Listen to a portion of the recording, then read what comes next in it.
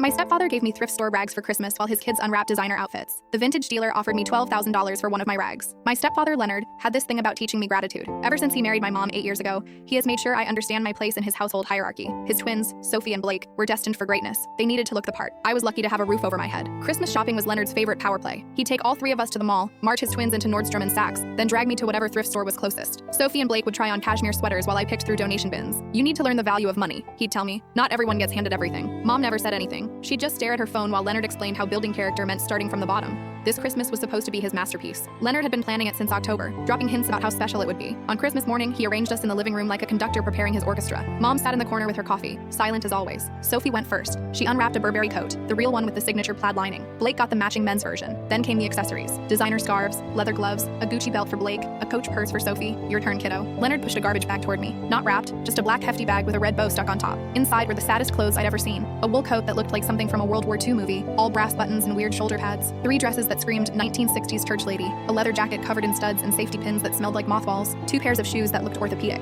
Leonard was practically glowing. Found these at that estate sale in Riverside. The old lady running it said they'd been in storage for decades. Perfect for someone learning to appreciate what they have. Sophie snorted. She looks like she raided a museum. Blake held up one of the dresses. This is what people wore when dinosaurs roamed the earth. The revelation came 2 weeks later. Sophie had posted photos of their Christmas haul on Instagram. Naturally, I'd thrown my garbage bag of clothes in the closet and tried to forget about it until my friend Jasmine came over to study. She was borrowing a hoodie when she saw the leather jacket. Holy shit, is that real? Real ugly, yeah. No, seriously. She pulled it out, examining the label. This is an original Seditionaries jacket. Vivian Westwood and Malcolm McLaren. This is from the actual punk shop on Kings Road. I had no idea what she was talking about. My cousin collects vintage. She'd die for this. Can I send her a picture? 20 minutes later, Jasmine's cousin was on FaceTime, practically hyperventilating. She offered me $4,000 for the jacket on the spot. Said she knew collectors who'd pay double. That sent me down a rabbit hole. I researched every piece in that garbage bag. The coat with the brass buttons, a 1947 Mainbocher, one of 30 made. The weird church lady dresses, 2 were early Halston. One was a Rudy Gernreich. The orthopedic-looking shoes were Roger Vivier originals from the 1950s. I needed an expert opinion. There was a vintage boutique downtown that specialized in authentication. The owner, Mrs. Yamamoto, had been in the business for 40 years. She laid out each piece like she was handling religious artifacts. Where did you get these? My stepfather. Christmas present. He got them at an estate sale. She pulled out her jeweler's loop to examine the stitching on the Mainbocher coat. Do you have any idea what this is worth? I shook my head. This coat alone at auction would start at $12,000. The Halstons, maybe $3,000 each. The Gernreich could go for $5,000. The Vivier shoes, depending on the buyer,